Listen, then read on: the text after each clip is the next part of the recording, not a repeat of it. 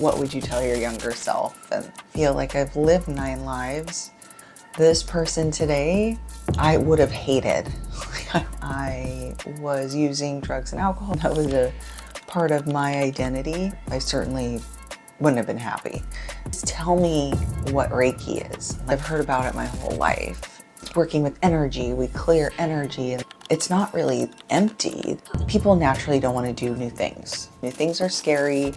Things that are holding us back usually is our head. We're just little sponges. We just accept, remain in the present and future focused. I have something I'm not dealing with, and I'm like eating snail poison and hallucinating. It's the unknown. It leaves room for miracles. It's not serving me. It's not serving me. It's not serving me. Reiki work on me. Maybe I don't want to understand how it works.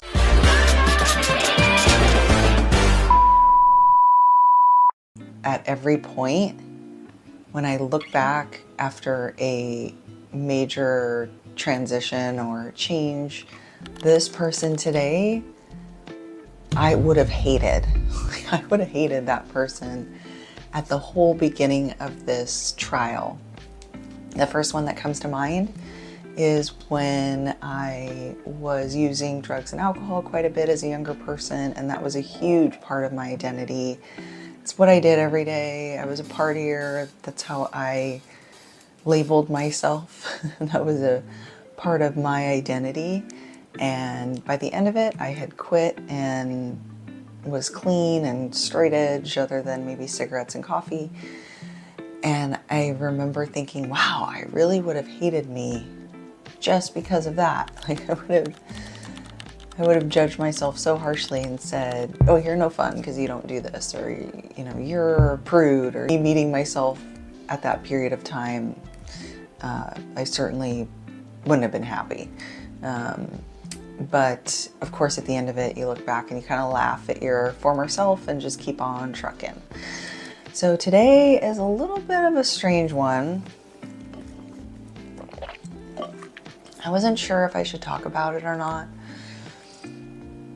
And just because I don't know how many people will care about it, but I also believe that you shouldn't always do things because you think that other people will like them, or you shouldn't. Maybe I should just say you shouldn't do things just because you think other people will like them. And it brings up some other topics along the way that are interesting or could be interesting for me to reflect on. So I'm gonna just go for it and see what happens. This is about Reiki and my experience. So I didn't know what it is, which is surprising. Of course, I've heard it my entire life, as far back as I can remember. I grew up in a small town called Ojai, which is quite hippy-dippy and eclectic. It's really cowboys and hippies and bikers all mixed together. Lots of artists, very creative feeling place. And there are nudist colonies and schools. Maybe I shouldn't put those combinations right next to each other, the lists. But it's just a very interesting place to grow up. And there are certainly a lot of new agey concepts and groups and lots of yogis, lots of Reiki, lots of body work, lots of places to go and get massages. And well, that's kind of grown more over the years since Ojai Valley Inn's gotten more popular. But anyway, so my point is I've heard about it my whole life and hadn't done it. And I was at a networking group, and I had had a couple of Reiki specialists come through. I go, what? Just tell me what Reiki is. Like, work on your elevator pitch. Like, I always have my ladies that come in practice their elevator pitch. Explain to me what you do in a short amount of time, and which I'm really bad at, actually.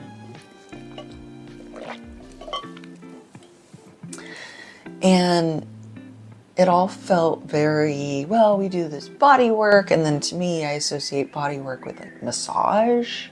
Like you're physically working out knots. You know, you can physically feel the tension difference in your body and the relaxation in your body afterwards because somebody's touching you.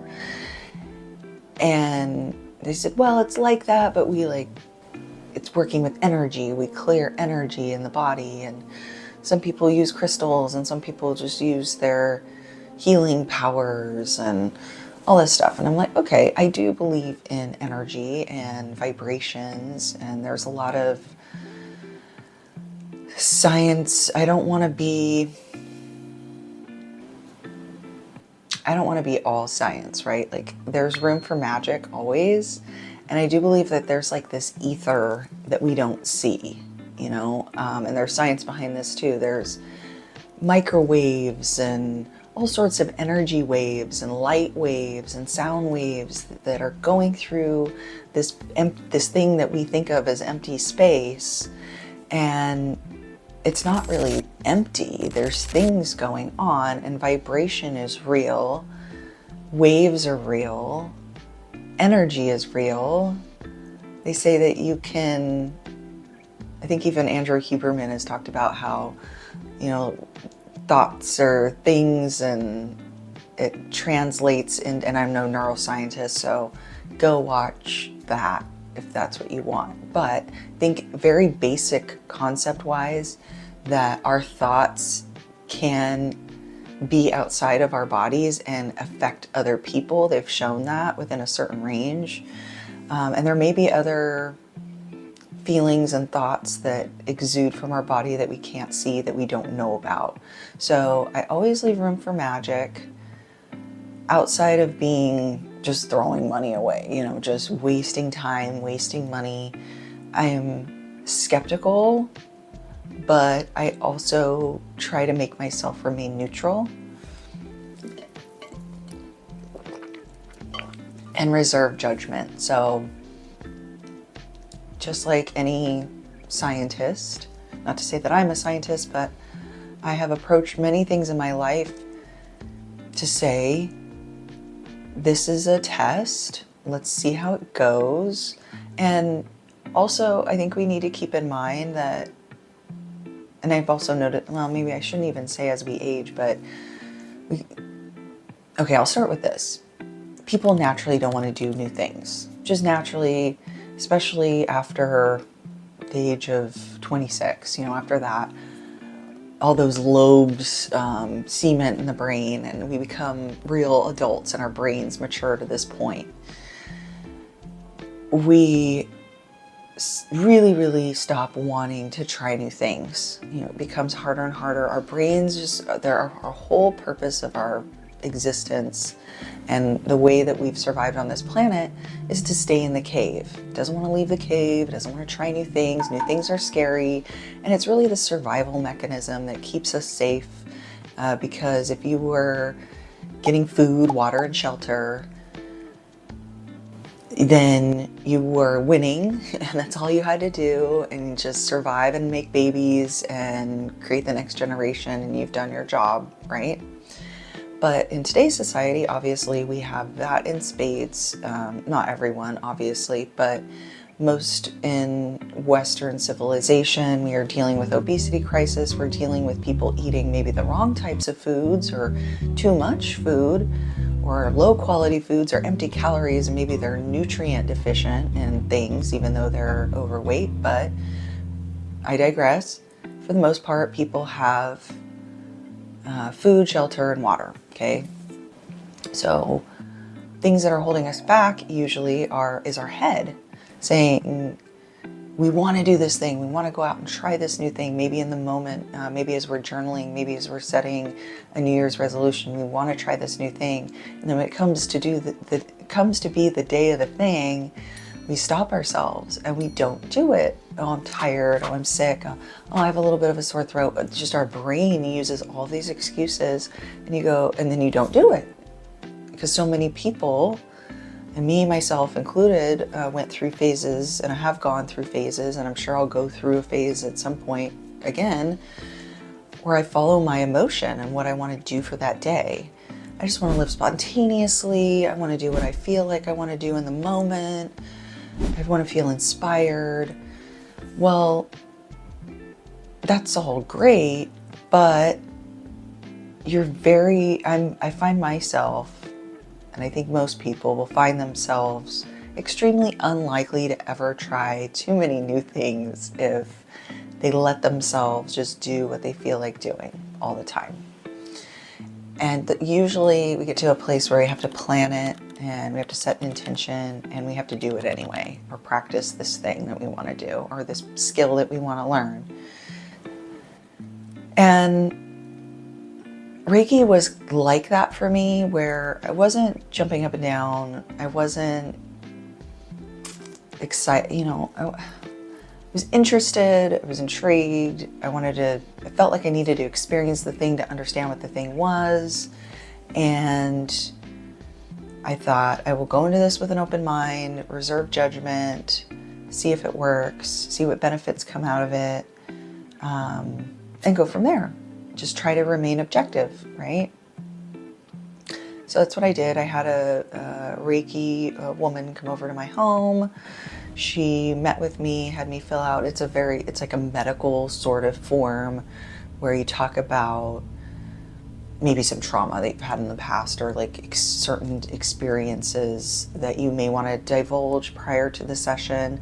I didn't really have anything. I try not to dwell too much on my past. I try to just okay, I went through this. This is the lesson I learned, period, end of story, move on.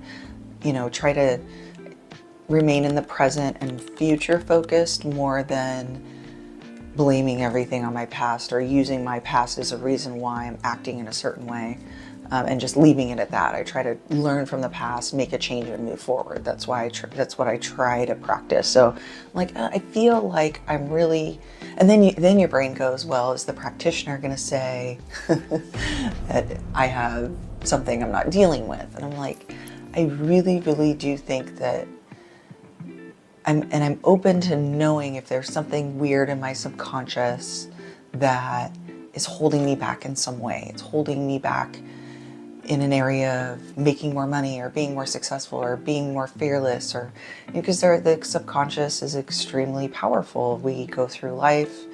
I think 85% of it is our subconscious, based off of beliefs that we have from things that we basically heard and saw and experienced prior to the age of 7, So those are things I couldn't control. We're just little sponges before 7, and we can be born in any environment, and we could be born on Mars, for God's sakes, and the human brain will take that in as being normal. It'll normalize the situation, and it'll just think that this is the way it is, and it'll establish that as a set as a baseline for the rest of their life. And then if they ever leave Mars and go to Earth, that would be a huge deal that would be a cultural change. That would be a huge change for someone. Likewise, why we're able to be born all over the world and integrate into culture. We're just little sponges. We just accept. And all of that gets imprinted on us at a very young age. So I know that there's all that stuff, and I'm always open to changing and finding those weird subconscious thoughts that I don't know that are there, and get them out of there, clean that up, or change it, or work with it, or something. So I didn't want to be 100% shut off, and I did bring up a couple of things I know that me starting a business was a big mental block. And something that I didn't even really think about because of experiences that my parents went through owning a business. And I know there's some blocks there. So I did write those sorts of things down. And one of my earliest memories is eating snail poison and hallucinating. And I think about those things often. Especially when reading psychology books and psychiatry books and some of these psychiatrists that have written mindset books and written about the subconscious, they have those sorts of questions like, what's your earliest memory? What's the, so I did let her know about as much of that as I could. And we went into the session. I filled out my medical form. She burned sage upstairs in my master because I wanted to go in there to be quiet. The baby was home downstairs with the sitter. And she said that all the energies in my room felt good. I had done some praying and my own type of energy cleansing when I moved into the house. I always do that. I think putting your things in a house and physically moving old things out and cleaning and all these things that we do, whether it has to do with energy or spirits or your associations with your things versus someone else's things, it's still a ritual that we go through as humans, cleaning out an old space, putting in new things. It still serves a purpose for us. And I looked at that sage burning as the same thing, okay, we're going through here, we're preparing the space, we're cleaning the space, even though it's with smoke. And now this place is clean and safe.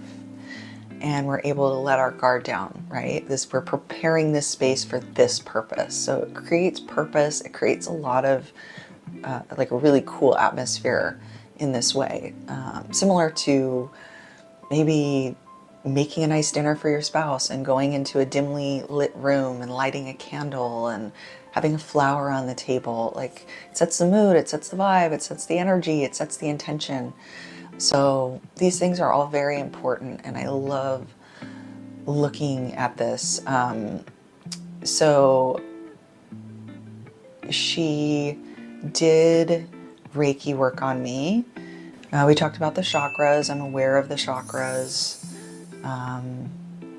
Let's see if I can recite it. So it's the crown, the third eye, the throat, the heart, the solar plexus, the groin, and the root chakra. So 1, 2, 3, 4, 5, 6, 7. There's 7, and it's always a rainbow sort of a color.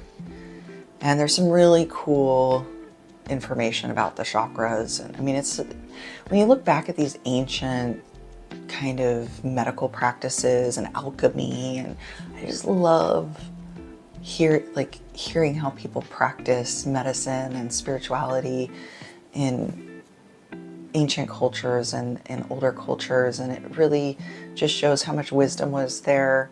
Obviously, there were things that they did that were, Western medicine now laughs at, like, ha ha ha, that didn't work, and it was just all, but some of it was placebo, right? Like, placebo now is like 30%, like if you take a sugar pill and you think you're taking something that's helping you, you're 30% of the people will be cured from this thing. Like, that's incredible. Like, we don't want to shy away from letting these placebo effects work. Like, if I want to believe that taking, having the sugar pill and doing Reiki and all this stuff is going to heal me, like, please do that. Like, believe that it's going to do this for you, right? So I'm always, again, open to this, and again, the magic and the mystery behind the human body and how it self-heals and how other people can heal other people, and all that magic, the unknown. I call it magic, but it's the unknown. It leaves room for miracles. It leaves room for the unexplained. It leaves room for us not knowing everything and realizing, like, setting aside hubris and saying, wow, I don't understand how that works. That's interesting. Maybe I don't want to understand how it works. Right? Like, you're watching a magician. Like, yeah, you could sit there the whole time and try to analyze how the guy is, like, making all this thing, or this woman or this guy or whoever, make all this stuff disappear. but like sit back and enjoy the show. Like, let's just sit back and enjoy life a little bit sometimes. Anyway, so she does her work, and she basically, goes through, she does some light touches. I think it lasted, oh, sorry, I think I hit the microphone there. She does some light touches, but for the most part, this Reiki practitioner was in the air and, doing these sorts of things and meditating and kind of praying over you, which is also a really cool feeling because someone else is putting their intention and their energy in you and onto you and wishing you well and wishing you good things and wishing you healing. And it's like a whole hour of that. And you yourself are spending that entire time doing belly breathing and meditative breathing and meditating. So for me, at the end of it, I open my eyes and I see colors are brighter. That was the first thing that I noticed. And my thought still is, that if you sit in a room for an hour, you let yourself relax and you do belly breathing and you focus on beautiful things and healing and belly breathing and relaxing and being in the present moment and possibly envisioning a better future for yourself in some way, you'll probably wake up with a similar experience. However, many of us have a hard time doing that, and it's nice to have someone there with you to help you set the intention, to help you create this space, to help you hold you accountable, right? They're literally standing over you, putting their intention into you. I mean, I wouldn't have sat by myself in a room and had that sort of intention and meditation and deep belly breathing for that long if she had not have been there, right? So it's hard for me to compare me doing it on my own versus her being there with me. So I'd be curious to see how that is different. However, I will say that the magic came in later, right? So again, all of this may be coincidence for those of you that are critical. However, she said that, my solar plexus is all gummed up and this has to do with emotion and being in touch with your emotion, which makes sense because I've definitely shut down that area a lot more over my life. And being an artist, a creative person, sometimes emotions serve us and sometimes they don't. And I've leaned more into it's not serving me, it's not serving me, it's not serving me, act, go, go, go, which is great. That can be helpful, but it can also be an experience to let your emotions ride, right? To let it ride. And when I was generating music and going down that path and exploring creativity in that way, good music came out of intense emotion, right? It's just how it goes. So and good art usually comes out of intense emotion and skill and collaborating with others and all these beautiful things. So I wasn't opposed to letting my guard down and saying, okay, I accept what you're saying. I'm willing to open my heart a little bit more and proceed throughout my day and throughout this week and see what happens. So that's what I did, and I was listening to kind of my intuitive side a little bit more and going with the flow, being more like water, just like going through my day, just, okay, that I had this idea that this is what I should do. I have time to do it. Let's, within certain contexts, I wasn't going to let myself, to cause any harm permanently through my life like take off with a, pool boy or something. But I said, I'm just going to kind of let myself roll for the rest of the day. And I think the next day, I kind of let myself roll around. I had my structure of my day, like the gym, but I'm pretty good about rolling with the kids. Like if the kids say, oh, look, there's a park, like let's stop and go to the park. I do those things. I'm not completely all regimented. I leave time in my day for play, and I take audibles all the time in training programs when I have a program going on, or a diet program, or a strength program, or workout program. I allow myself to, okay, if these sorts of things happen, like I'm really sore or I'm not getting the performance that I need to get, I'm going to make a change and table that for another day and do something else, change my intention. During this time after Reiki, I was certainly trying to open up my heart more and I already do make eye contact with strangers more than most people. I try to engage, try to smile. I try to interact with as many people as I can at the grocery store, try to say hi to everyone. I think it's a very pleasant thing to do. I also think it's a very challenging thing to do for most people.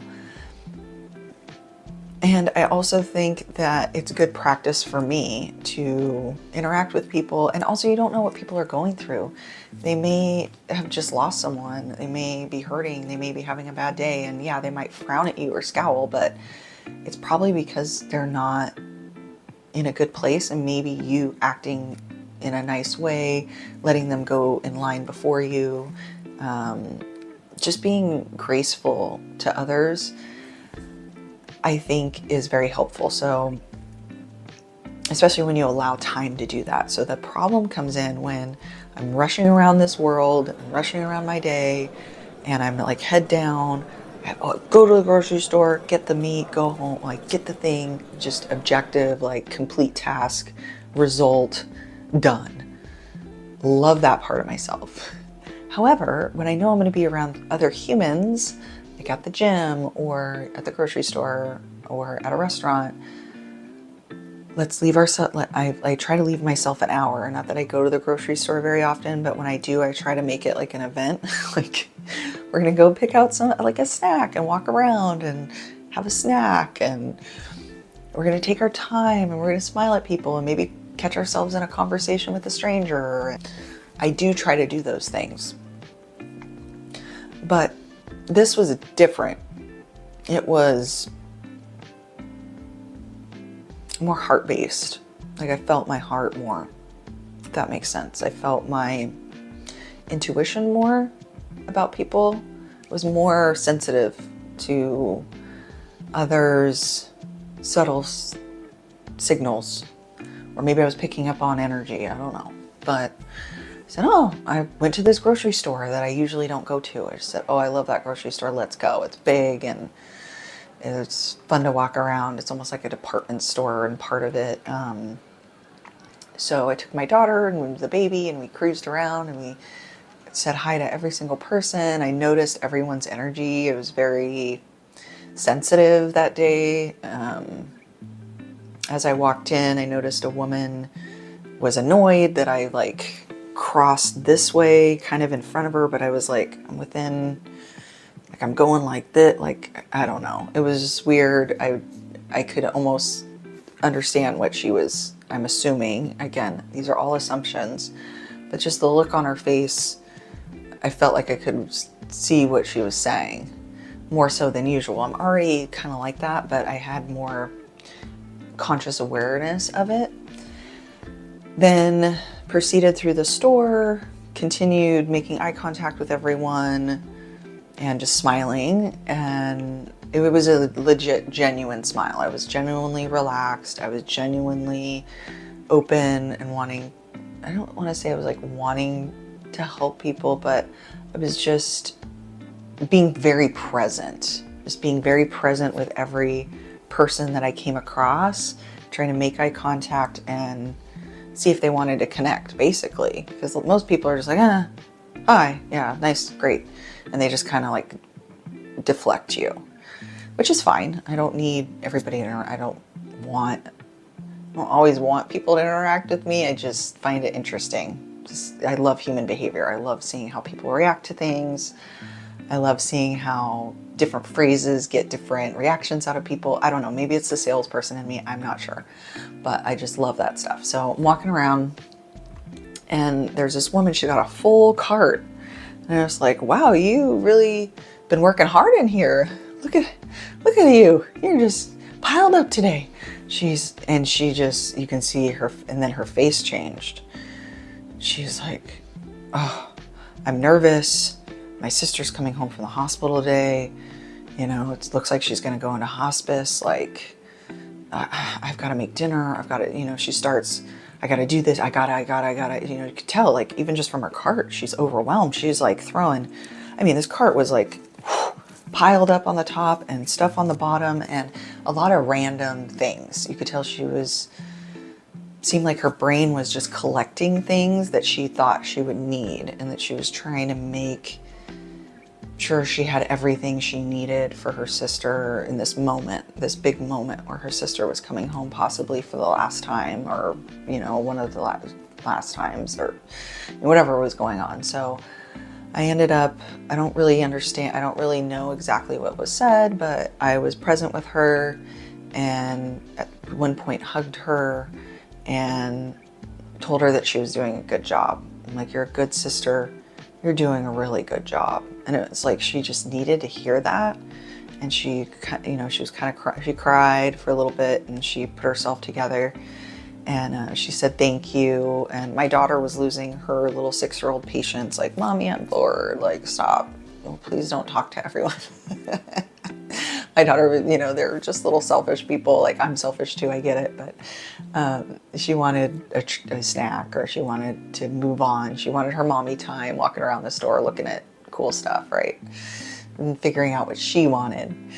And so I managed Ava a little bit, got us a little bit more time, but this woman and I parted ways, and I've never seen her since and didn't see her after that, and we continued through the store. But it was this very interesting connection that happened right after Reiki, right after she said that she cleared my solar plexus and some of my energy, and that I needed to put more emphasis on my intuitiveness and emotion, right? So take it however you want. Like, coincidence, my intention, her intention. Was it meditating? Was it deep breathing? Was it the situation? Was it the Reiki? Was it all of it? I don't know. Was it a little bit of magic? Was it a little bit of open-mindedness? Was it a little bit of working on yourself, spending time with yourself, spending time on yourself? I think so. So with that, I'm going to close out the Reiki insights. Hopefully you found it interesting, and we'll see you next time.